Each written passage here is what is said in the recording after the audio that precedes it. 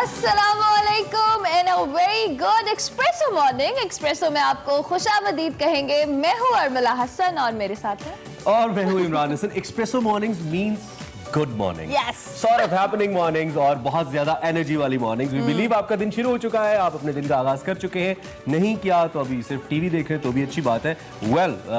मौसम चूंकि अच्छा है तो दोनों काम ठीक है, बाहर भी जा सकते हैं, घर भी रह सकते हैं। इस मौसम में नाश्ता करने का वैसे अपना मजा है, लेकिन थोड़ा लेट। सुबह सुबह तो आंखें ही नहीं खुल रही होती। आपने आज क्या नाश्ता किया? मैंने रूटीन का नाश्ता किया। मैं सुबह प्रोग्राम से पहले नाश्ता नहीं करता, एक कप चाय का पीता हूँ और वही और फिर वो चलता रहता है पूरे प्रोग्राम। अगर हम अपने व्यूअर्स को बता देना कि हम प्रोग्राम के बाद किस तरह का नाश्ता करते हैं, हाँ। तो मतलब सारी हेल्थ एंड फिटनेस वाली बातें वहीं की वहीं रह जाएंगी। मतलब न्यूट्रिशनल टेररिज्म हो जाता है somehow। अच्छा, आगे बढ़ते हुए हम इससे पहले कि मजीद सख्त और क्या कहना चाहिए ड्राई बातें करें, आपसे सिर्फ ये कहना है कि दिन अच्छे से गुजारे, मुस्कुरा के गुजारिए, पॉजिटिव रह के गुजारिए, अच्छा सोचिए। जिंदगी में अगर कुछ अच्छा नहीं हो रहा तो वो हमेशा नहीं रहेगा, तब्दील हो जाएगा। आगे बढ़ते हुए आज के पोल की बात करते हैं और पोल में हमने आज एजुकेशन की और एजुकेशन की आज हमने ढेर सारी बहुत सारी बात करनी है और एजुकेशन के हवाले से ही हमारा पोल है कि क्या हुकूमत को यकसा जो निज़ाम तालीम है या निसाब है उसको नाफिज कर देना चाहिए, हाँ या ना में, और पता नहीं में भी आप जवाब दे सकते हैं। क्योंकि हुकूमत असल में सोच रही है ना, सोच रही है एग्जैक्टली। तो मैं तो बरल इसको सपोर्ट ही होना चाहिए, सबके लिए होना चाहिए ताकि कोई तफरीक ना आज खिलाफे तवक्को मैं भी हाँ वाली कैटेगरी में हूँ। सो ये आपने रिजल्ट्स हम एंड पे शो के अनाउंस करेंगे। व्हाट्सएप नंबर आपकी टीवी स्क्रीन पर है, लेकिन अभी हमने आपको बतानी है आज की हेडलाइंस। कोरोना वबा के वार मजीद तेज, शरह-ए-अमवात रिकॉर्ड सतह तक पहुंच गई। हुकूमत का 5 दिसंबर से SOP से आगाही हफ्ता मनाने का ऐलान। PDM का 13 दिसंबर को हर सूरत मीनारे पाकिस्तान पर जलसा करने का ऐलान। किसी किस्म की रुकावट डालने पर हुकूमत को खबरदार कर दिया। शरीफ खानदान की मुश्किलात बढ़ गईं। साबिक वजीर आजम नवाज शरीफ अल अजीजिया और एवनफील्ड रेफरेंसेस में इश्तिहारी करार। साबिक वजीर आजम मीर जफरुल्लाह खान जमाली जहाने फानी से कूच कर गए। आबाई इलाके डेरा मुराद जमाली में सुपुर्द खाक किया जाएगा।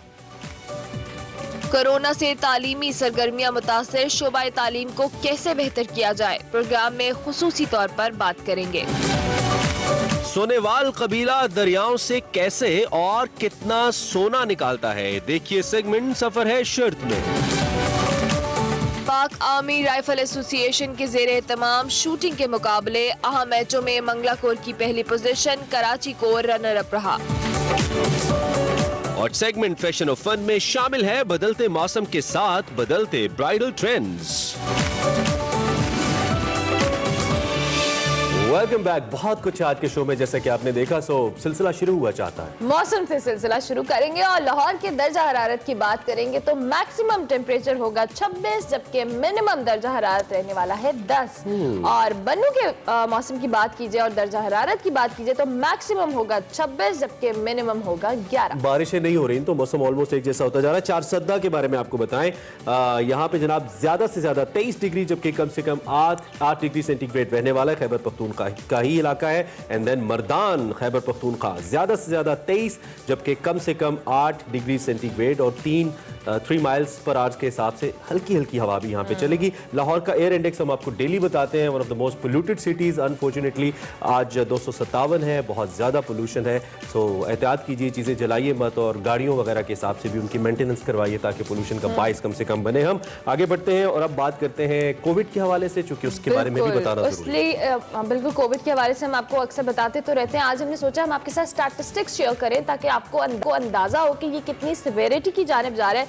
कंफर्म्ड केसेस जो हैं वो 4,06,810 हो चुकी है उनकी तादाद, और लास्ट अगर हम 24 घंटों की बात करें तो 3,499 केसेस रिपोर्ट हुए हैं। डेथ्स की बात की जाए तो अब तक टोटल डेथ्स हो चुकी हैं 8,205, जबकि 24 आवर्स की बात की जाए तो 39 डेथ्स हुई। अच्छा, ये कल जो रेट था वो बहुत ज्यादा था, 75 तक भी पहुंच गया था, लेकिन 39 पिछले 24 घंटों में हम बात हुई है। क्रिटिकल केसेस की अगर हम बात करें तो 2,469 है, जबकि इस वक्त भर में 56,27,539 टेस्ट कंडक्ट किए गए हैं। इतनी कम तादाद में जो टेस्ट है, इतनी बड़ी उसमें जो रेशो है, ये अलार्मिंग है। प्लीज एहतियात कीजिए। आगे बढ़ते हैं और बात करते हैं पाकिस्तान के साबिक वजीर आजम मीर जफरुल्लाह खान जमाली साहब की, जो कि कल जिनका इंतकाल हो गया, दुनिया से जाने फानी से कूच कर गए। 1977 में पाकिस्तान पीपल्स पार्टी की टिकट पर MPA बने, 2002 में 13वें वजीर आजम पाकिस्तान बने। उनकी वफात पर सदर आरिफ अलवी, वजीर आजम इमरान खान, जनरल कमर जावेद बाजवा, चौधरी शुजात और दीगर अहम जो सियासी रहनुमा हैं उन्होंने इजहार ताज़ियत और मीर जफरुल्लाह खान जमाली उनके आबाई इलाके डेरा मुराद जमाली में सुपुर्द खाक किया जाएगा और इस हवाले से 2002 से 2004 तक ओहदे पर फाइज रहे। कल उनकी डेथ हुई, बहुत नो डाउट एक बहुत सीनियर सियासी शख्सियत थी, यकीनी तौर पे उनके लवाकिन से इजहार ताज़ियत भी है। इसी पॉइंट पे हमने ब्रेक लेनी है, लेकिन जब हम ब्रेक से वापस आएंगे कुछ बहुत स्पेशल है आपके लिए, खास तौर पे यकसा निज़ाम तालीम को लेकर आपने मिस नहीं करना। Stay tuned to Expresso. Break के बाद आते हैं।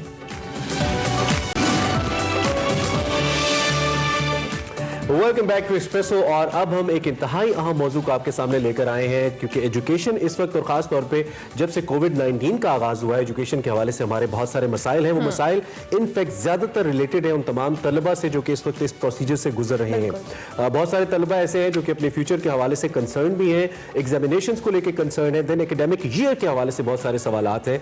और उसके अलावा हम अगर बात करें जो सिलेबस है, इसके हवाले से बहुत सारे मसाइल पाकिस्तान के अंदर मौजूद हैं। जब वफाक ये कोशिश कर रहा है कि उसको सबके लिए निसाब को यकसा किया जाए, तो ये सारे वो मसाइल हैं जिसपे हमने सोचा कि हम एक बहुत जबरदस्त किस्म की कॉम्प्रिहेंसिव किस्म की गुफ्तगू करें, और इसीलिए हमने ये नशिस्त आपके लिए बिल्कुल। और हमारे साथ जो मेहमान मौजूद है इस वक्त किसी तारुफ के मोहताज नहीं है। हमारे साथ मौजूद होंगे डॉक्टर शहजाद जीवा जो कि डायरेक्टर हैं Aga Khan university examination Board के, इसके साथ साथ असिस्टेंट प्रोफेसर हैं faculty of arts and science Aga Khan University और चेयरमैन भी हैं IBCC के।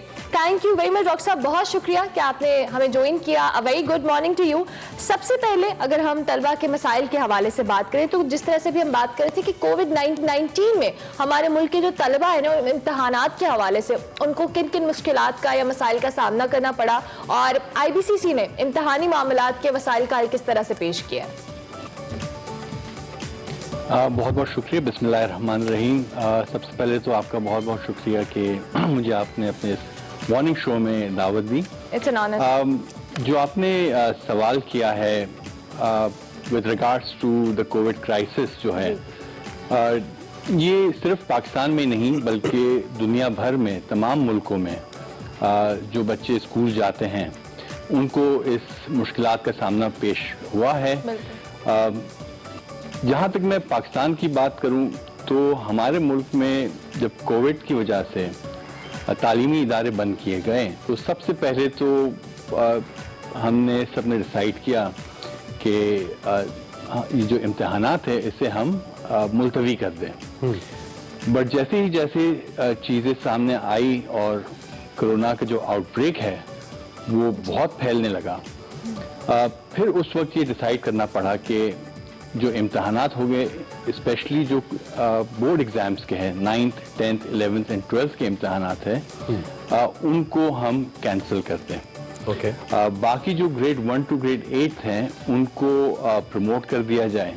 लेकिन जब 9, 10, 11, 12 के जो इम्तहानात जो एक स्टैंडर्डाइज्ड एग्जाम्स होते हैं जिसकी बेसिस पे SSC की क्वालिफिकेशन और HSSC की यानी इंटरमीडिएट और मैट्रिक की क्वालिफिकेशंस मिलती है बच्चों को, उसकी बेसिस पे बच्चे प्रमोट होते हैं, कॉलेजेस में दाखिला होता है, यूनिवर्सिटीज़ में दाखिला होता है। तो एक अच्छा डिसीजन, एक इन्फॉर्म डिसीजन लेने की बहुत सख्त ज़रूरत थी। इसमें IBCC को एक टास्क दिया गया कि एक ऐसी प्रमोशन पॉलिसी गाइडलाइंस सामने ले आए कि जिस तरह मैंने कहा जिसके जो बेसिक प्रिंसिपल्स हैं वो वैलिडिटी, उसकी फेयरनेस और इक्विटेबल हो। ठीक है। अच्छा, एक तो इसके रिजल्ट्स के हवाले से हमें बता दीजिए, जो आपने बताया कि आपने ये पॉलिसी तश्कील दी, इसके नताइज क्या सामने आए और पाकिस्तान के लिए इसकी इंपॉर्टेंस आप क्या देखते हैं, कितना अहम है खास तौर पे इन कोविड सीजन? जी एब्सोल्युटली, मैं इसी पे ही आ रहा था, इसी पॉइंट पर कि ये एक अच्छा डिसीजन लेने के लिए वी नो उसमें आपको साइकोमेट्रिक एनालिसिस या प्रेडिक्टिव साइकोमेट्रिक एनालिसिस की जरूरत थी, जिसकी कैपेसिटी हमारे मुल्क में बहुत ही कम है। तो इसमें आगा खान यूनिवर्सिटी एग्जामिनेशन बोर्ड ने एक बहुत अहम किरदार अदा किया। अब इसमें ये हुआ है कि जो हमारी स्टडी जो प्रेडिक्टिव साइकोमेट्रिक एनालिसिस है वो बताती है कि बच्चों की ग्रेड 9th की जो परफॉर्मेंस है वो रिफ्लेक्ट होती है ग्रेड 10th में और ग्रेड 11th की परफॉर्मेंस रिफ्लेक्ट होती है ग्रेड 12th में। तो ये हमने डेटा देखा तकरीबन मोर देन 1 मिलियन स्टूडेंट्स का ऑफ द लास्ट 4 years। उसकी जब एनालिसिस की तो ये हमें एक सामने पेश आया कि इस तरह का हम डिसीजन ले सकते हैं। इसमें एक और चीज भी जो हमें नजर आई कि जो बच्चों को एक एडवांटेज भी मिला उसमें कि हमने ये देखा कि 10वीं जमात में बच्चों की परसेंटेज 3% बढ़ती है। तो इसी तरह ग्रेड 12 में भी 3% बच्चों की परसेंटेज बढ़ती है। तो इस तरह के डिसीजंस लिए गए। जो IPEMC में हमने इसकी प्रेजेंटेशन भी दी, तमाम मिनिस्टर्स भी वहाँ मौजूद थे, HEC के चेयरमैन बनूरी साहब भी वहाँ पे मौजूद थे। You are under a lot of pressure because if this proposal जो एक मुश्तरका था, तमाम बोर्ड्स के चेयरमैन IBCC की मीटिंग में, स्टीयरिंग कमेटी की मीटिंग में बैठे थे। अगर ये एक्सेप्ट नहीं होता by them, it would have been really backfired. But fortunately it was not. Everybody really appreciated कि जिस अंदाज से लॉजिकल साइंटिफिक वे में इसकी स्टडी की गई और जो एविडेंस बेस्ड डिसीजंस हमने लिए, तो उम्मीद ये थी कि रिपरकशंस नहीं होंगे। और जब ये नताइज सामने आए, आपने ये देखा भी होगा कि पाकिस्तान में I think this is one of the very few countries in the world जहाँ पर इस पॉलिसी की बेसिस में जो प्रमोशन हुई है, इसमें कोई कंट्रोवर्सीज नहीं हुई, कोई लिटिगेशंस बोर्ड्स में नहीं हुई। इसके बरक्स अगर आप फॉरेन बोर्ड्स के नताइज देखें, वो बैकफायर हुए, इनको अपने नताइज वापस लेने पड़े और नए नताइज देने पड़े। तो इसमें I think it's a big kudos to Pakistan and something that we should celebrate. ठीक है सर, ये भी हम चूंकि भी आपने पहले भी मेंशन किया, लेकिन अगर हम इस करंट सिचुएशन में कोविड के दौरान मौजूदा तालीमी साल की बात करें तो बहुत सारे चैलेंजेस फेस करना पड़े। इन चैलेंजेस का खसूसी तौर पे अगर हम एग्जामिनेशन तालीमी बोर्ड्स के तनाजुर में देखा जाए तो किस तरह से आप लोगों ने इकदाम किए हैं IBCC के स्पेसिफिकली अगर मैं बात करूँ तो? हमारे जो तालीमी जो इदारे जो खुले हैं वो 15 सितंबर से खुले हैं, यानी डिलेड स्टार्ट हुआ। और फिर उसमें ये भी रिस्ट्रिक्शंस आई टू मेंटेन सोशल डिस्टेंसिंग, उसके लिए ऑल्टरनेट डेज बच्चों को बुलाया गया है। बिल्कुल। एक नॉर्मल एकेडमिक ईयर में 32 हफ्ते बच्चों को दिए जाते हैं पढ़ने के लिए, उसके बाद इनके इम्तिहानात होते हैं। बिल्कुल। अब चूंकि ये डिलेड स्टार्ट हुआ तो 32 से ये 22 हफ्ते हो गए, और चूंकि ऑल्टरनेट डेज बुलाए जा रहे हैं बच्चों को, जिसकी वजह से इनके पास अब 11 हफ्ते रह गए। ठीक। अब इन 11 हफ्ते में child can do only 20-25%, maximum 30% of the curriculum, जो एक असेसमेंट के हवाले से उसकी वैलिडिटी नहीं देता है कि हम उस तरह के अगर नताइज उनको दें तो उनकी क्वालिफिकेशन पे एक बहुत बड़ा एक क्वेश्चन मार्क आ सकता है बाय एम्प्लॉयर्स, बाय यूनिवर्सिटीज, कि क्या इतना निसाब पढ़ के क्या बच्चा एलिजिबल होता है आगे यूनिवर्सिटीज की तालीम हासिल करने के लिए। तो ये बहुत अहम सवालात थे जिसको एड्रेस किया गया है, जहाँ 60 to 70% ऑफ द करिकुलम दिया गया है। इम्तिहानी जो दिन जो शुरू होते थे मार्च में, अब वो एंड ऑफ मई या जून से स्टार्ट होंगे। तो this gives additional time to the students to cover the curriculum. Doctor साहब हमारे साथ ही रहेगा, अभी हमें एक ब्रेक लेनी है, ब्रेक के बाद दोबारा से आएंगे और इस डिस्कशन को यहीं से कंटिन्यू करेंगे। आप देखते रहिए express. Welcome back to expresso once again. यकसा निज़ाम तालीम के हवाले से, निसाब तालीम के हवाले से हम बात कर रहे हैं। डॉक्टर शहजाद हमारे साथ मौजूद है। तो डॉक्टर साहब, करिकुलम की बात करें, इस पे फेडरल गवर्नमेंट का बड़ा फोकस रहा है और ऑफन जो मिनिस्टर ऑफ एजुकेशन इस पे बात भी करते नजर आते हैं और वो कह रहे हैं कि हम इस पे बड़ा काम भी कर रहे हैं। एक तो ये कि इसके मकासद क्या है, और अगर हम इसकी तैयारी में डिफरेंट स्टेक होल्डर्स की बात करें तो आप कौन से स्टेक होल्डर्स हैं जो इस अहम मकसद के अंदर इन्वॉल्व देखते हैं? पहला तो ये कि आपने पूछा कि इसके ऑब्जेक्टिव्स क्या है। मैं उसको वर्ड टू वर्ड तो नहीं बताऊंगा, मैं आपको एक मुख्तलिफ लेंस से बताऊंगा कि जो निसाब एक सिंगल नेशनल करिकुलम की बात हो रही है वो बेसिकली एक ऐसा निसाब है जो एक कॉमन स्टैंडर्ड्स वो तमाम बच्चों को दिए जाए, चाहे वो निजी स्कूल के हो या सरकारी स्कूल के हो। सो वो एक जो डिफरेंस है उन बच्चों में ना आए। और जो मैं ऑब्जेक्टिव्स देख रहा हूँ वो उस लेंस से कि probably they are trying to achieve the common human denominator, which is aspiration for quality of life. सही। तो एक मेरे ख्याल से एक अच्छी अप्रोच, अच्छी सोच के साथ ये काम किया जा रहा है। 2006 में भी एक नेशनल करिकुलम बना था जो अनफॉर्चुनेटली इम्प्लीमेंट नहीं हो सका था। It was only done by Aga Khan university examination board, जिसने से इम्प्लीमेंट किया था ग्रेड 9 से लेके 12 तक। एंड उसको आप एक एज अ मॉडल समझ सकते हैं कि किस तरह आगा खान बोर्ड ने जो तमाम मुल्क में इम्तहानात लेता है वो एक निसाब किस तरह इम्प्लीमेंट हुआ। सही। और इसकी जो तमाम अप्रोच है वो ऐसी है कि इट्स नॉट ओनली कि करिकुलम बना दिया है तो सब चीज सही हो जाएगी।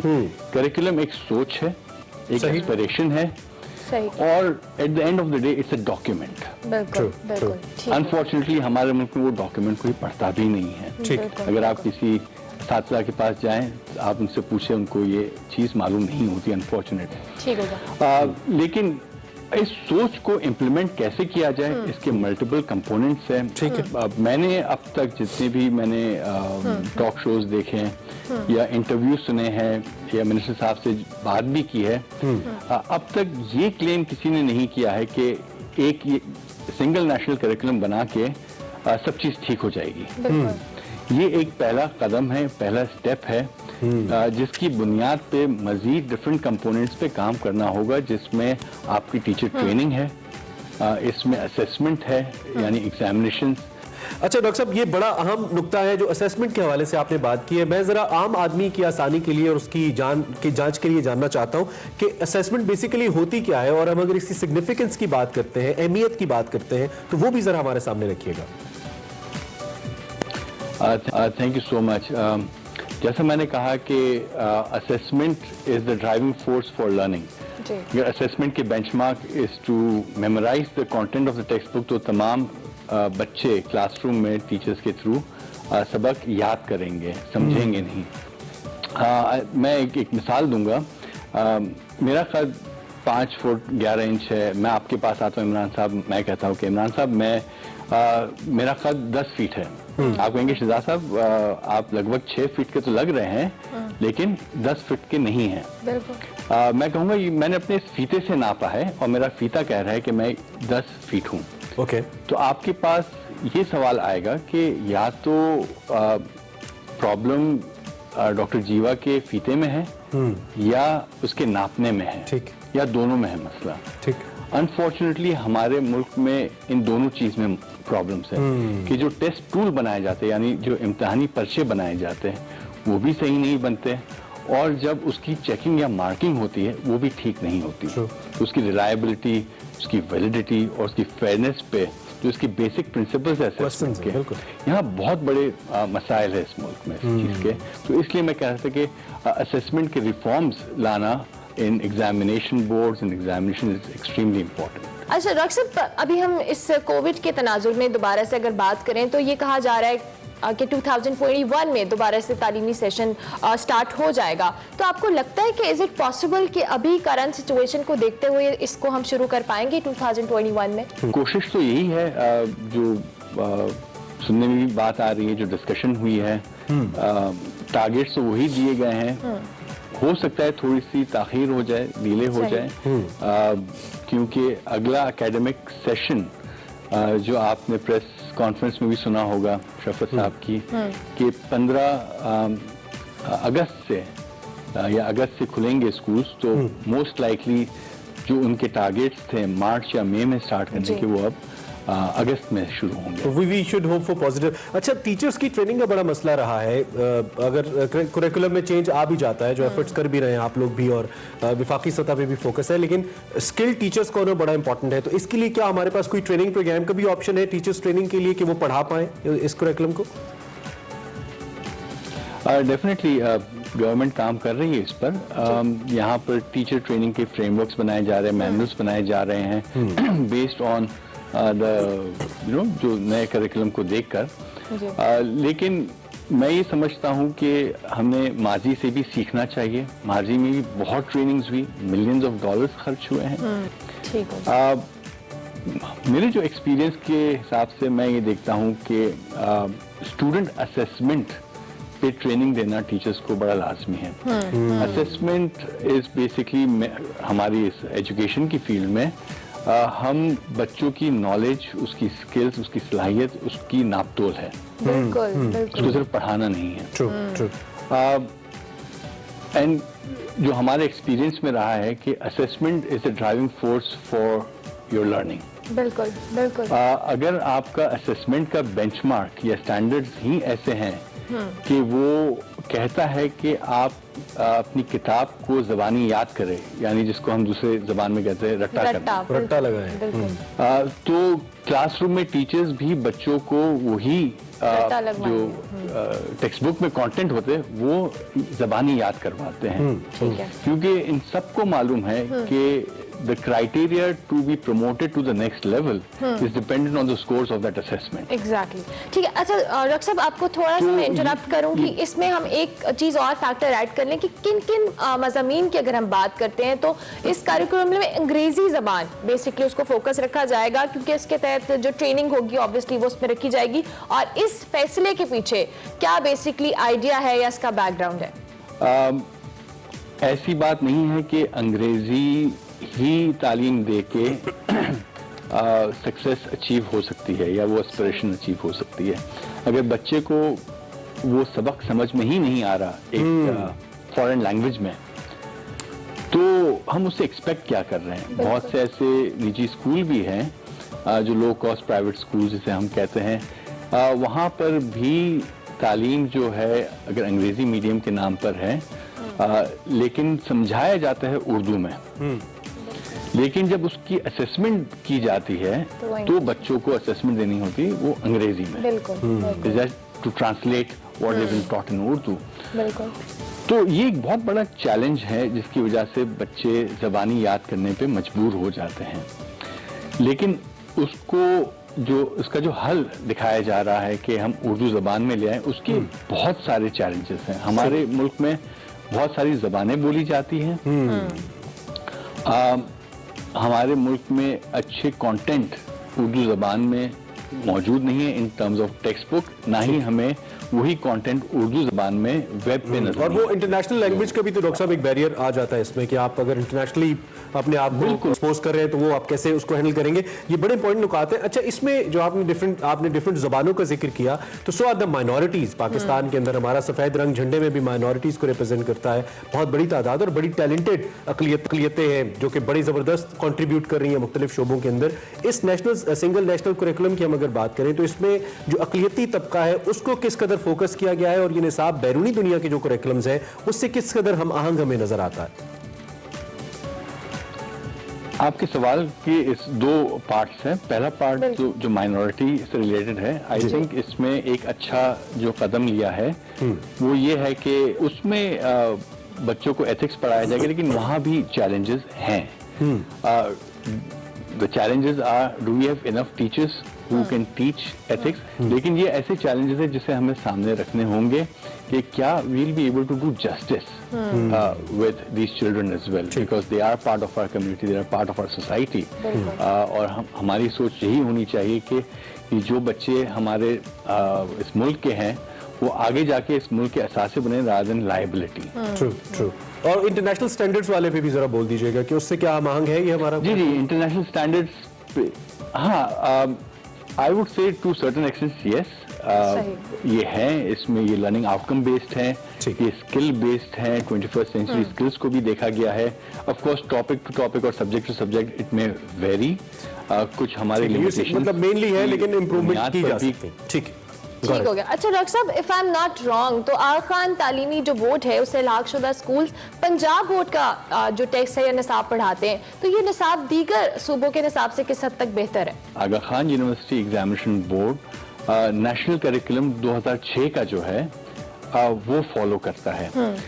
उसकी बेसिस पे इसने इम्तिहानी सिलेबस बनाया है, learning outcome based, cognitive level based. So it is not following the Punjab curriculum, it is following the national curriculum of Pakistan 2006, जो लास्ट बना है। अच्छा डॉक्टर साहब, वालिदैन और एजुकेशनल कम्युनिटी की बात की जाए स्पेसिफिकली, कोई मैसेज आप हमारे प्लेटफॉर्म से उन्हें देना चाहें तो?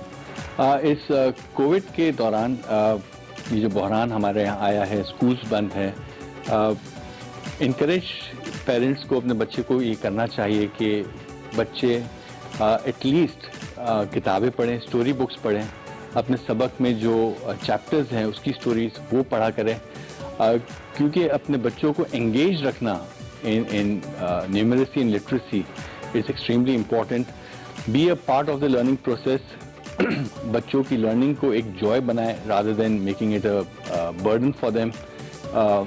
So yeah, that's a big message that I'd like to give to the parents. Thank you. Thank you very much sir, बहुत शुक्रिया। आपसे बहुत अच्छी एक इन्फॉर्मेटिव हमारी डिस्कशन रही। I wish you good luck as well for such a great mission that you're working on. It's an honor to have you on the show. Thank you so much for joining early in the morning. अभी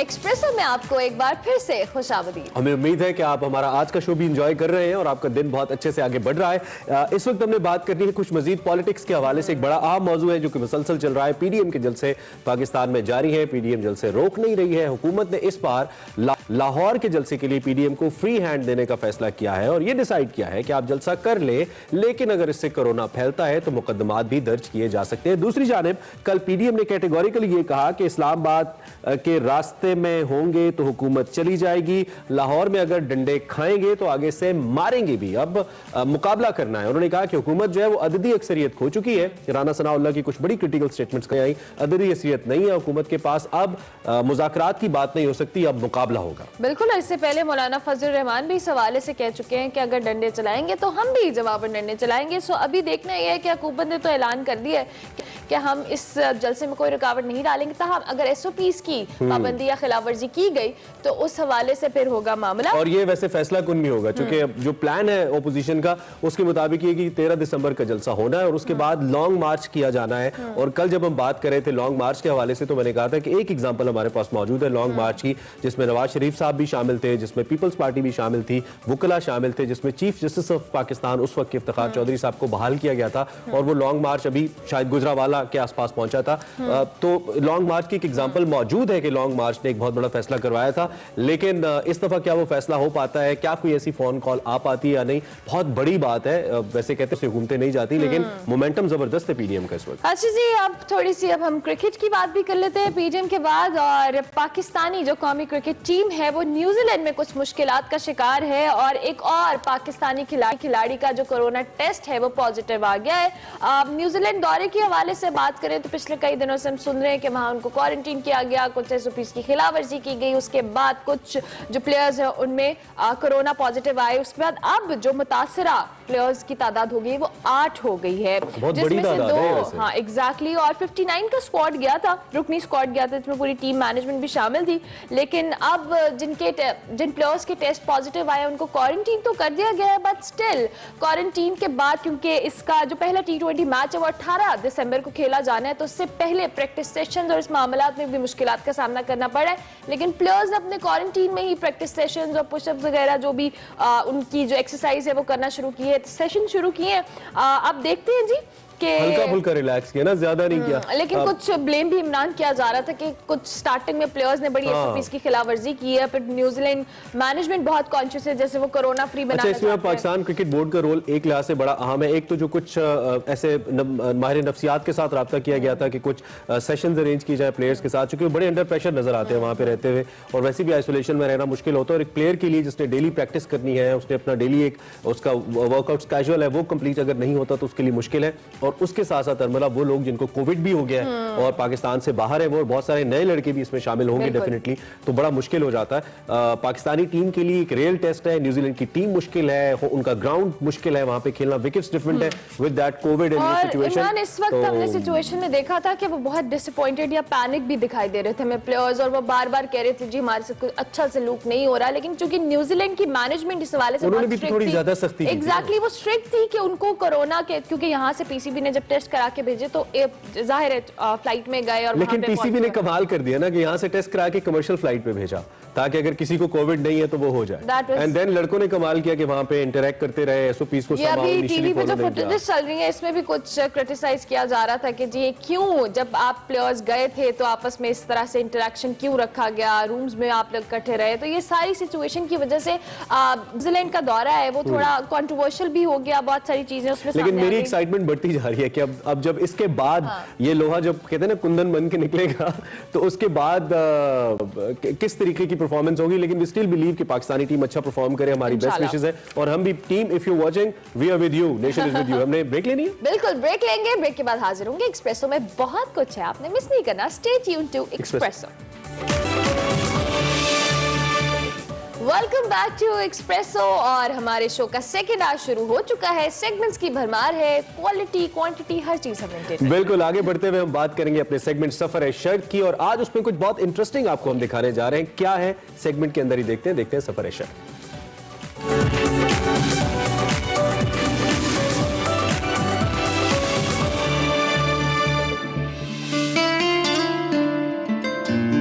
अजीब है दश्ते आगही का सफर, वफा की रिदा में लिपटी बरहना कदमों से चल रही हूँ, तपे हुए रेगजार में भी,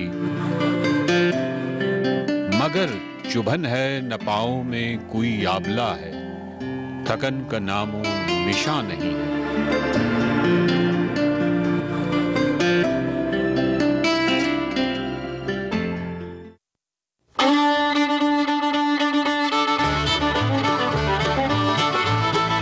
ये दरियाए हुंजा है, वो दरियाए नगर है। दरियाए हुंजा में कैसे कैसे पानी है, यानी खुंजराब से जो एक रिवर आ रहा है, खुंजराब रिवर, वो इसमें शामिल हो रहा है। मिस्कर के खूबसूरत पानी इसमें शामिल हो रहे हैं। जो चिपुरसा वैली है, बहुत बड़ी वैली है, उसके जो खूबसूरत और साफ़ शफाफ पानी है वो इसमें शामिल हो रहे हैं। दरिया शिमशाल इसमें शामिल हो रहा है, पस्सू ग्लेशियर और मुख्तलिफ ग्लेशियर्स के पानी।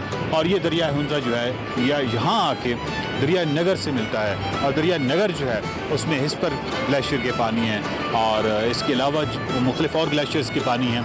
और ये दरिया नगर अपना सफ़र करता हुआ ये वो पॉइंट है जहाँ पे ये मिलते हैं।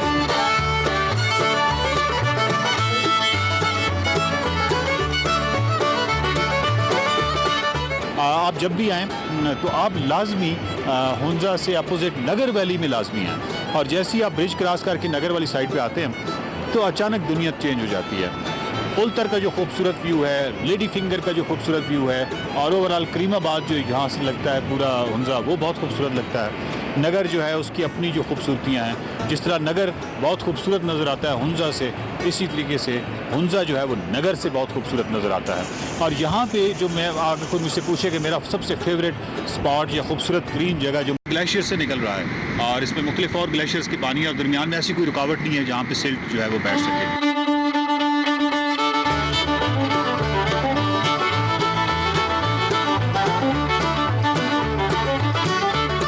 मेरे देश की मट्टी सोना उगले, और मेरे खेत खलियान सोना उगले, और मेरे दरिया सोना उगले, ये तो हो गई शायराना बात। हम आपको लेके आते हैं वाक़ियतन जहाँ से दरिया नगर से सोना निकाला जाता है। सोनेवाल ट्राइब जो कि बड़े खूबसूरत एक कबीला है, जो कि यहाँ दरिया के किनारे बैठ के तो दरिया में से सोना निकालते हैं, और इनको सोनेवाल ट्राइब कहते हैं। ये अरसा कदीम से इसी तरीके से मुख्तलिफ दरिया की मुख्तलिफ जगहों पे ये घूमते रहते हैं और मुख्तलिफ जगहों पे सोना निकालते रहते हैं। बड़ा खूबसूरत, बड़ा अच्छा प्रोसेस, और पूरा इनका एक फैमिली सेटअप होता है। हम उनसे बात करेंगे और आपको प्रोसेस दिखाएंगे कि सोना दरिया से निकालते कैसे हैं। अस्सलामु अलैकुम। अस्सलामु अलैकुम। अस्सलामु अलैकुम।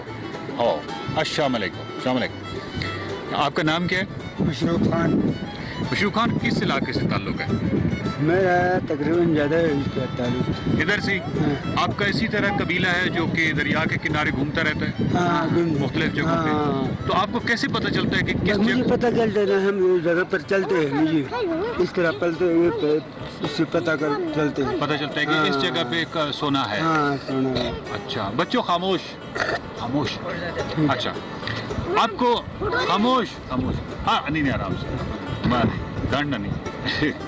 तो आपको कैसे पता चलता है, यानी आपका मुख्तलिफ जगहों पे खैमे होते हैं हाँ, ना? तो आप किस जगह खैमा जब लगाते हैं आपको पता चलता है कि यहाँ पे सोना है? हाँ, ये पता चलता है ना, ये पता चल जाता है हम काम कर रहा है ना, इस काम तजर्बा है, तजर्बा है। तजुर्बा होता है मुझे। एक दिन में आपकी पूरा खानदान मिलकर हाँ, कितना कोई कर सकते हैं? ज़्यादा होते बस तकरीबन 15,000 20,000 इस तरह मिलते हैं। इतना मिल जाता है, यानी इतने वैल्यू का सोना जो है वो आप निकाल लेते हैं पूरी, लेकिन पूरी खानदान को मुशक्कत मेहनत करनी पड़ती हाँ, शरीक है ना? सबको मेहनत करनी पड़ती हाँ, बिल्कुल। है। तो आपको वैसे आपको ये जिंदगी कैसी लगती है? बस जिंदगी है तो मेरा दाढ़ी में से हो गया, ये काम कर। हाँ हाँ, ये काम कर। कभी घर बनाने का ख्याल नहीं नहीं है? नहीं, घर में कुछ भी नहीं। घर के पैसे नहीं बनते? नहीं। कभी पैसे बन जाए तो आप घर बना लेंगे? हाँ, कैसे होगा, तो घर बनाना है ना, जमीन लेना है। हाँ पता ना ये जमीन किस तरह दे किस तरह? तो बच्चे पढ़ते हैं? हाँ, नहीं पढ़ते, ये अनपढ़ है। मैं खुद अनपढ़ है, तो ये किधर पढ़ते हैं? अच्छा है ना? अच्छा नहीं, लेकिन आप चलने के लिए खर्चा ज्यादा है। हाँ चलने के लिए खर्चा। हाँ, बच्चों के लिए खिलाना है। लेकिन कोई कोशिश करके कोई मतलब आप 15-20 हज़ार तो अगर कमा लेते हैं, ये 15-20 हज़ार दिन का है ना? 2 दिन का, 2 दिन का, चले 2 दिन का भी नहीं 2 दिन, ये सब घर वाला है कि सब गड्ढा होता है। हाँ सब खड़े हो गए हाँ, ना? ये फिर भी सबका ऐसा है। मतलब मैं मेरी एक बंदा, ये एक घर वाला को ज्यादा हो गया 1500। मैं समझ रहा हूँ, लेकिन 1500 1500 दिन का। हाँ अच्छा 1500 दिन का। हाँ, दिन का 1500। कोई कैलकुलेशन में कुछ प्रॉब्लम आ रहा है, लेकिन अगर चले 1500 भी कमाते हैं या 2000, मतलब बच्चों की जो तालीम जो स्कूल फ्री है, हाँ, मेरी बात का आप गुस्सा तो नहीं करेंगे? नहीं। अच्छा नहीं गुस्सा मतलब करेंगे। जो स्कूल फ्री हैं बिल्कुल। वहाँ पे तो बच्चों को पढ़ा सकते हैं। हो सकता है कि आपके ये बच्चे जो हैं, कोई इनमें से कितने कोई अफसर बैठे हो, कोई डॉक्टर बैठा हो, हमें पता ही ना चले, हम यहाँ पे है ना?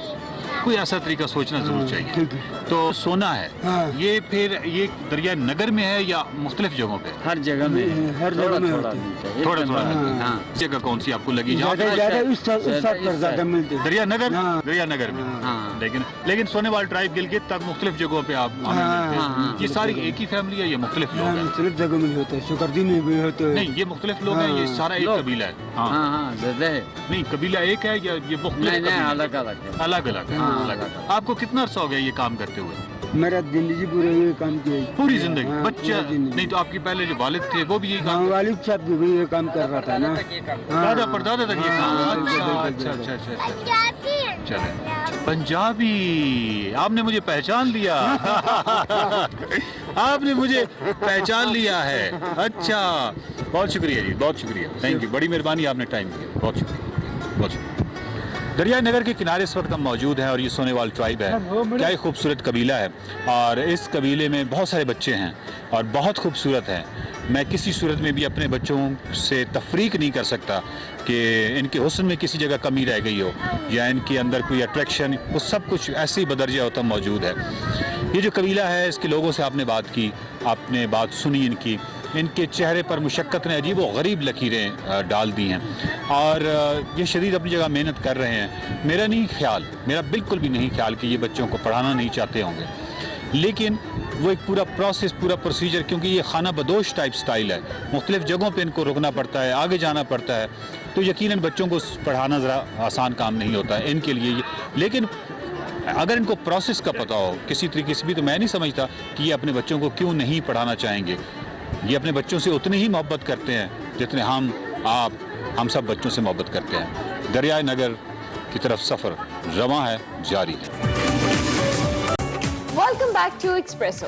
आज पाकिस्तान समेत दुनिया भर में खुसूसी अफराद का आलमी दिन मनाया जा रहा है और इस दिन को बुनियादी तौर पर बनाने का मकसद दुनिया भर में मौजूद जितने भी माजूर अफराद हैं, जिनको किसी न किसी माजूरी का सामना है, उनकी अहमियत को वाज़े करना है, उनकी अफादियत पर जोर डालना है। आज के दिन हमें क्या क्या सीखना है, कौन कौन सी चीज अपने अंदर तब्दील करनी है, बीइंग सोसाइटी कहाँ कहाँ तब्दीली लानी है, खासतौर पर माजूर अफराद को लेकर इस सारे अमल के बारे में आज के दिन बात की जाती है। बिल्कुल, और इस सारे अमल के हवाले से, इस अवेयरनेस के हवाले से हमारे साथ स्टूडियो में आज मौजूद हैं, किसी तारुफ के मोहताज नहीं है। और जब भी हम सोसाइटी में ऐसे अफराद के हवाले से कंट्रीब्यूशन की बात करते हैं तो सबसे पहला नाम आता है डॉक्टर खालिद जमील का, यानी बिग ब्रदर का।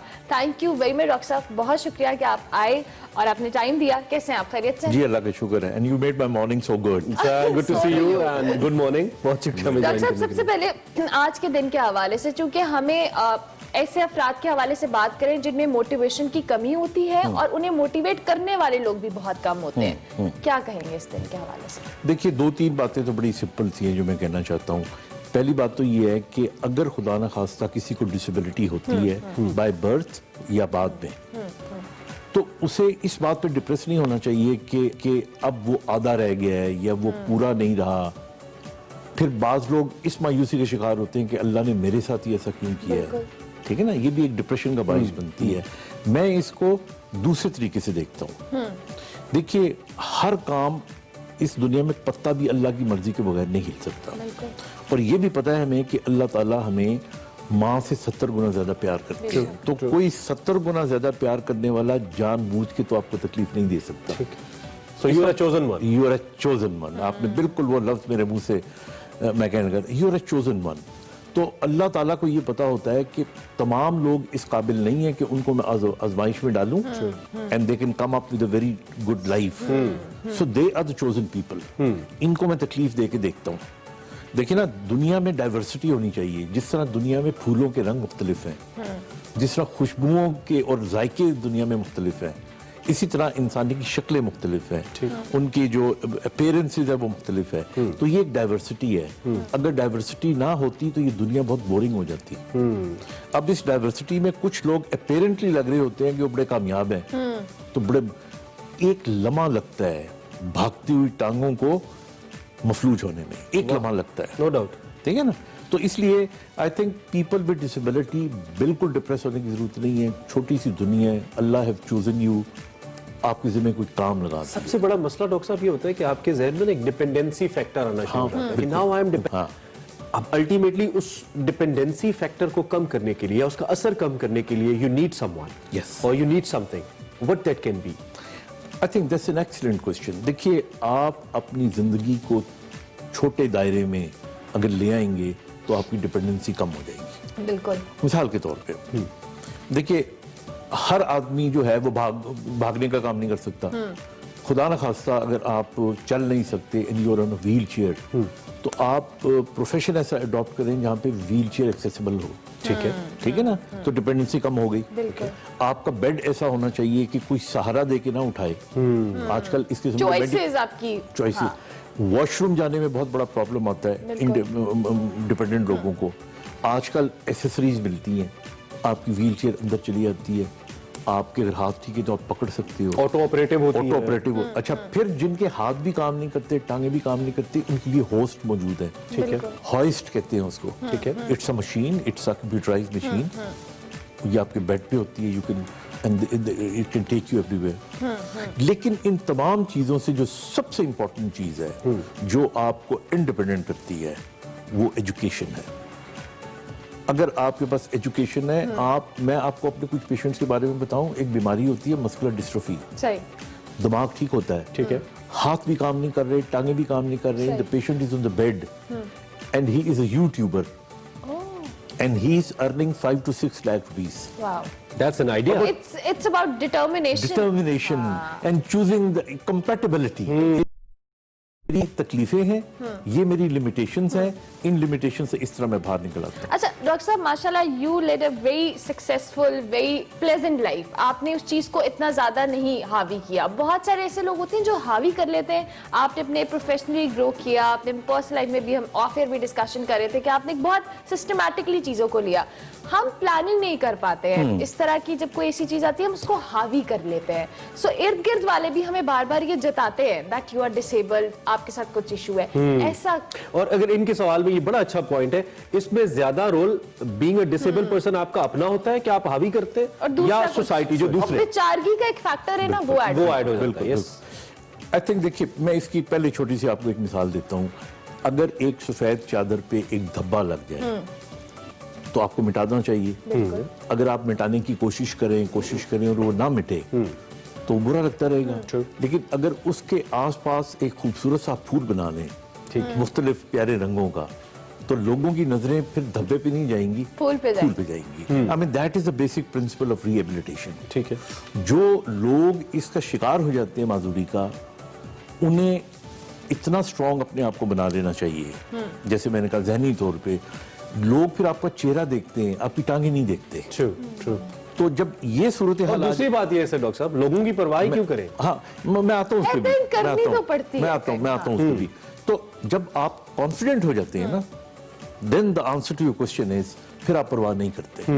देखिए, जो कॉन्फिडेंट आदमी होता है ना, उसे पता होता है what I am doing, I can do it. तो आप डिपेंड, मैं आपको बताऊं, फिजिकल डिपेंडेंस तो कोई चीज ही नहीं है। ठीक, ये इमोशनल डिपेंडेंस होती है, साइकोलॉजिकल डिपेंडेंस होती है, ये स्पिरिचुअल डिपेंडेंस होती है। तो आई थिंक इसमें सिर्फ सोसाइटी का जो रोल है ना, वो बड़ा सिंपल सा है। That is way greater than this physical dependence. Exactly. अच्छा, बड़ी अहम बात आप कर रहे हैं और बड़ा अहम नुक्ता ये इंटरनेशनल स्टैंडर्ड्स की थोड़ा सा हम टेक्निकली भी बात कर लेते हैं। इंटरनेशनल स्टैंडर्ड्स को हम अगर देखें, स्पेशल पर्संस को ट्रीट करने के हवाले से, चाहे वो मेडिकली है या सोशली है, हम कहाँ स्टैंड कर रहे हैं इसमें? पहले सोशली बता दें कि सोसाइटी के पॉइंट ऑफ व्यू से हम कहाँ स्टैंड करें, कितने हम ग्रो कर चुके हैं, और फिर हमें मेडिकली बता दें कि हम कहाँ स्टैंड कर रहे हैं। आई थिंक सोशली अगर देखें ना, तो आई वुड थिंक कि हमारी जो रवायात हैं, they are brilliant. Okay, we are better than any country in the world. अच्छा, हाँ, मैं उसकी रीजन बताता हूँ आपको। हमारा तो इतना प्यारा खानदानी सिस्टम है कि अगर एक भाई बीमार हो जाए ना, तो उसको टेक केयर करने के लिए उसकी बहन बाज़ औक़ात 8-8 साल शादी नहीं करती कि मैंने शादी कर ली तो इसको कौन केयर करेगा। हमारे तो माँ बाप जो हैं अपनी खुशियाँ भूल भाल के, भाई हमारे कजन्स, तो ये जो हमारा नेटवर्क है ना, ये दुनिया में बहुत कम मिलेगा आपको। तो इस लिहाज से हमारे यहाँ बहुत से माजूर मैंने देखा है जो डिसेबल्ड हैं, उनके पास व्हील चेयर नहीं है, कुछ भी नहीं है, उनको कोई कंधा मिल जाता है, कोई कमर मिल जाती है, जो उसको उठा के अस्पताल फिर रहे होते हैं। तो सोशली तो वी आर वेरी गुड। हाँ, मेडिकली जो इशू आ रहे हैं ना हमारे यहाँ, वो आ रहा है टेक्नोलॉजी का। ठीक है। अब मैं आपको बताऊं कि मैं अभी रिटायर हुआ हूँ। I was the dean of the faculty of rehabilitation medicine, College of Physician and Surgeon Pakistan. ठीक है। मैंने MBBS के बाद अपने फैकल्टी के साथ मिलके 4 साल का एक प्रोग्राम बनाया था MBBS के बाद, that is called FCPS. Okay. It's the highest level of a degree in Pakistan, जो कि दूसरी दुनिया में भी recognized है। ठीक है। ताकि ऐसे अफराद का ट्रीटमेंट स्पेशलाइज्ड लोग, प्रॉपर्ली ट्रेन लोग करें। अल्हम्दुलिल्लाह पिछले 15 सालों से we are running this programme माशाल्लाह। एंड थोड़ा सा अनफॉर्चुनेट हम जिस मामले में हैं, and I always feel bad about it, कि जितने डॉक्टर हम ट्रेन करते हैं, आधे से ज्यादा पाकिस्तान छोटी चले जाए। अच्छा डॉक्टर साहब, इस दिन के हवाले से एक छोटा सा मैसेज हमारे देखने वालों के लिए, वी वांट कि आप अपनी जो किसी की जिंदगी बदल दे देख के। डॉक्टर साहब देखिए, मेरा एक ही मैसेज है जिसने मेरी जिंदगी बदली, तो वही मैं सबको सुना देता हूँ हमेशा, कि birds fly not because they have wings, for they have faith. Wow. And to have faith is to have wings. इत्मीनान पैदा करें पहले अल्लाह पे, फिर अपनी जात। क्या बात है, बहुत खूबसूरत बात। डॉक्टर साहब बहुत शुक्रिया कि आप आए इस दिन के हवाले से हमारे देखने वालों को मोटिवेशन। और जिनको इंग्लिश समझ नहीं आती, उड़ने के लिए आपको यकीन चाहिए और इरादा चाहिए, पर बाद में आते हैं, पहले इरादा आता है। इरादा कीजिए, आप उड़ सकते हैं। इसी नोट पे हमने ब्रेक लेनी है। बिल्कुल, ब्रेक लेंगे, ब्रेक के बाद हाजिर होंगे। आप देखते रहिए espresso.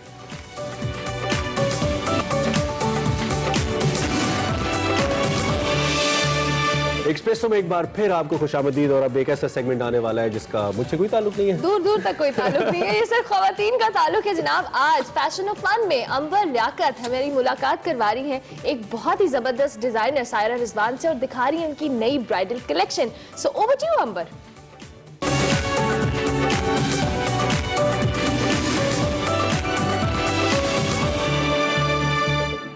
Welcome to yet another episode of fun of fashion.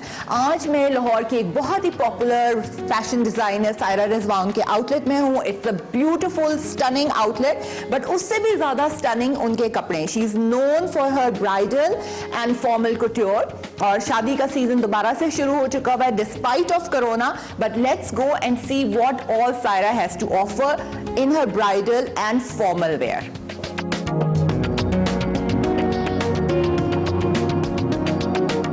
Hi Saira, Corona hug. क्या हाल है Saira? Thank you so much for coming on to our show. और हम बहुत दिनों से चाह रहे थे कि सायरा को हम अपने शो पे लें because she is one of my favourite personal favourite designers in Lahore. अच्छा सायरा, इतने खूबसूरत कपड़े नजर आ रहे हैं। Is this your latest collection? Yes, this is the latest collection. अच्छा, so tell us about it. अच्छा, by the way, कोरोना हो रहा है बट शादियां भी हो रही हैं। So how's the season going for you? Well, obviously it's not the same as it should have been last year, the way we expect and predict this wedding season to be, but it's still going. I mean, people are coming and they're still buying. We actually came out with a very affordable range of bridals and formals also. अच्छा Saira, tell me what are the color palettes that you have used for this season? So it basically depends on the range and the clientele we're catering to. Usually हमारे जो heavy formals होते हैं, we try and keep them muted in pastels because वो उसमें ज़्यादा पसंद किए जाते हैं. Whereas when we're making clothes for the masses, we go for darker and brighter colors because that's what the demand in the masses is. So it's different from अच्छा, तो range to ये range. this is very beautiful. ये किस occasion के लिए है? Thank you. I think easily somebody like a bride's mother or maybe even a bride's sister can wear it on her barat or even walima. That kind of outfit. अच्छा, and this is again something very wearable. अच्छा, ये heavy भी है but इनका एक effect बड़ा, मतलब you can just wear it on a formal occasion also, है ना? Yes, You can yes. dress it up or Yes. dress it down. I mean, even a bride can wear this something like this on her, after the wedding functions, dinner के ऊपर, qawwali nights होती हैं, कितने functions होते हैं, तो उसमें these are the things. अच्छा Saira, tell us about this collection. ये आपकी ready to wear है. This is our ready to wear. अब off the rack, people just come and place an order, या buy it off the rack, whatever you want to. Now this is the collection that we made for this, especially keeping in mind this COVID season this is and also weddings. very pretty. And now this is very fancy. See, I mean, if you wear this, you look very dressed up, yet it's very light.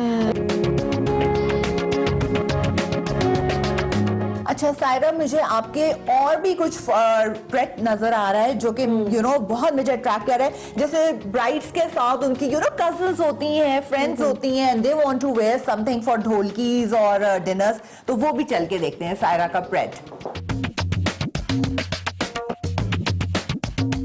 अच्छा Saira, this is also very interesting line. This is block print, but this can be worn for dinners and dholkis and So what we do is we also make like some semi-formals, जो कि all year round fabric we use. Like this is Karandi net and this is cotton net. So we've brought the technique of block printing back. Very pretty. जो Saira की speciality है, that is bridal and formal. तो Saira, we have to. I can't wait to see your bridal because ये हर दुल्हन का होता है कि एक दिन उन्होंने सायरा रिजवान का आउटफिट जरूर पहनना है. So let's go and watch some of her bridal couture. Saira, tell me, ये this is a lehenga, right? This is a lehenga. तो लहंगे ज्यादा इन है या गरारे ज्यादा इन है? What is your specialty? Because this is ये दो टांगों वाला. ये दो टांगों वाला गरारा है. हाँ.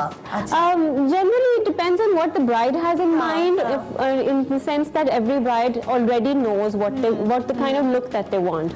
Lehengas are very popular, especially these kind of outfits जो full gown होते हैं, वो वलीमे के लिए brides prefer it. अच्छा, tell me about this, Saira. This is all your gold और ये बहुत खूबसूरत है. Very. Yes, we have a lot of variety for everyone who walks in. Like golds में हैं, silvers में हैं, reds में हैं. Very beautiful. ये इतना heavy है कि I think at least must be like 50-60 kgs. अच्छा Saira, ये तो मुझे कोई बहुत ही ग्रैंड किस्म का ये कोई ड्रेस लग रहा है. Tell us about this one. This is a one piece. Very. ये देखिए जरा, काम भरा हुआ है. अच्छा, हाँ. So what is this? So it's a little modern take on a traditional outfit because you know sometimes a bride doesn't want to be very traditional, yet they want to wear red. So they've given like a very nice fishtail, but with the flair also. Work is completely desi, yet the cut is very modern. Very nice. So this is the ice blue lehenga. It's one of my favorites. A very nice color. मुझे इसका personally color बहुत पसंद है. और ये ऐसा colour है कि हर complexion के ऊपर you know अच्छा लगेगा. And it has a variety of you know you can choose your jewelry. आप pearls पहने, कुंदन पहने इसके साथ, आप पोल्की पहने, You can even Firoza with rubies या emeralds के साथ ये बहुत खूबसूरत And this one over here, the white one, it's like the all-time you know classic for the And you can never go wrong with white or ivory. Ivory तो हमेशा और I think every girl can carry it very इसमें तो well. आपके पास choices है ना, with makeup from jewelry to anything you can do a contrast. आप इसके साथ red jewelry पहने, आप green emeralds पहने, so you know you could just play around with the colors. Saira, thank you so much. It was a treat. Thank you for opening your doors to us. And if a bride doesn't come to Saira Rizwan this season, it's going to be your loss. So please come and आए. कपड़े देखे सायरा के बहुत खूबसूरत हैं और बिल्कुल सायरा की तरह. So Saira, thank you and all the best for this season. Thank you. And hope to see you soon again. Thank you. Thanks for coming, everyone. खलाई जहाज कामयाब पर लैंड कर गया है. चीन ने चांद की सतह पर तहकीक के लिए एक और खलाई मिशन में कामयाबी हासिल कर ली है. रोबोटिक खलाई जहाज कामयाबी से चांद की सतह पर लैंड किया. मिशन का मकसद चांद की जमीन से मिट्टी और पत्थरों के जो सैंपल्स हैं उनको इकट्ठा करके जमीन पर लाना है. मिशन के दौरान चांद गाड़ी अंदर चंद दिन चांद की सतह पर गुजारेगी और चांद की सतह से 2 किलो मिट्टी इकट्ठी करके रोबोटिक खलाई जहाज के जरिए दूसरे हिस्से के जरिए जमीन तक भिजवाएगी. और ये वो मनाजिर आप देख रहे हैं इस वक्त. देखिए जिस वक्त ये जहाज लैंड किया उस वक्त खुशी की क्या इंतहा थी. यहाँ पे जितने लोग एस्ट्रोनॉट्स बैठे हुए थे, जो जमीन पे ऑब्जर्वर्स थे, तज्जिया करने वाले लोग थे और एक्सपर्ट्स थे, आप उनकी खुशी की इंतहा देख सकते हैं. ओब्वियसली बहुत बड़ी अचीवमेंट होती है, इसमें बड़ी इन्वेस्टमेंट होती है, बड़ा टाइम लगता है. तो it's a great achievement our friend China. आगे बढ़ते हैं और बात करते हैं अब एक शख्सियत के हवाले से. हम अगर बल्कि उससे पहले हम पोल की बात करें. बिल्कुल, पोल के रिजल्ट्स हमारे कंपाइल हो चुके हैं, अभी आपकी टीवी स्क्रीन पर नजर आएंगे. हमने आज का पोल रखा था क्या जो है हुकूमत को मुल्क भर में यकसा निसाब तालीम नाफिज कर देना चाहिए, जबकि इसके कुछ जवाबात यूं हैं कि 73% लोग कहते हैं हाँ, 22% कहते हैं नहीं, जबकि 5% कहते हैं पता नहीं. आज इन 73% में मेरा भी एक वोट है. अच्छा, वैसे ये जो यकसा निसाब तालीम का मामला ये बड़ा टेक्निकल भी है और बड़ा ज़रूरी भी है, क्योंकि इमरान खान प्राइम मिनिस्टर हमेशा ये कहते नजर आते हैं कि आप कैसे एक जगह पे जब आप इंग्लिश मीडियम पढ़ा रहे हैं या डिफरेंट निसाब पढ़ा रहे हैं और दूसरी जगह पे बिल्कुल एक बेसिक निसाब है जैसे कि हमारे सरकारी स्कूल्स के अंदर, तो फिर आप कैसे एक्सपेक्ट करते हैं कि रिजल्ट सेम आएंगे. ओब्वियसली रिजल्ट भी वैसे नहीं आएंगे तो हम ब्रेन्स भी वैसे पैदा नहीं कर पाएंगे. तो ओब्वियसली एक डेवलपमेंट के पॉइंट ऑफ व्यू से और डेवलपिंग सोसाइटी को देखते हुए ये जरूरी है कि यकसा निसाब तालीम हो और सब तक एक जैसे रिसोर्सेज की एक्सेस हो. कम से कम तालीम एक बुनियादी हक है किसी भी मुल्क के अंदर रहने वालों का, तो ये होना चाहिए. खैर, पोल हमने आपको बताया. थैंक यू वेरी मच, आपने हिस्सा लिया हमारे पोल के अंदर. आगे बढ़ते हैं और पंजाबी शायरी में इनकलाब, मेरे फेवरेट तो नहीं कह सकते लेकिन बहुत अजीम शायर है. पंजाबी शायरी में इनकलाब बर्पा किया इन्होंने. बात करें उस्ताद दामन की, जिनकी आज 36वीं बरसी है. उस्ताद दामन का असल नाम चिराग दीन था. उस्ताद दामन मजदूरों, किसानों, गरीबों और मजलूमों के शायर थे और उन्हीं की हुकूक की आवाज़ बुलंद करते रहे. नाइंसाफ़ी, अदम मुसावात और जबर के खिलाफ उनके तराने नज़में आज भी ज़बान ज़द-ए-आम है. पंजाबी के अलावा उस्ताद दामन उर्दू, हिंदी और दीगर ज़बानों से भी वाक़फ़ियत रखते थे. उस्ताद दामन मशहूर सूफ़ी बुजुर्ग शायर हज़रत शाह हुसैन के पैरोकार थे और बादशाही मस्जिद के मगरिब की तरफ उसी हुजरे में डेरा डाल रखा था जहाँ मादू लाल हुसैन भी मुकीम रहे. और अरमला, आपका जो फेवरेट सॉन्ग है मुंडिया सियाल तेरे मुखड़े दा काला काला तिल में मेरा कट के ले गया दिल में. मेरे से बदला लेने की कोशिश की थी लेकिन पहला जो पंच होता है ना वो पहला पंच ही होता है. मुंडिया सियाल कोटिया ना मैं चांदी दी ना सोने दी, मैं पित्तल परी परात मैनू धरती कली करा दे. आज भी ऐसे शादियों पे बजता है. कितना परफेक्ट याद किया हुआ. तो फेवरेट किसके हुआ है? अच्छा जी, खैर anyway he was a legend और आज हम उनको जो खेलने ट्रिब्यूट दे रहे हैं. इसी नोट पर जी हम आपने देखने वालों से इजाजत थोड़ा गुनगुना देना गाना फेवरेट अपना.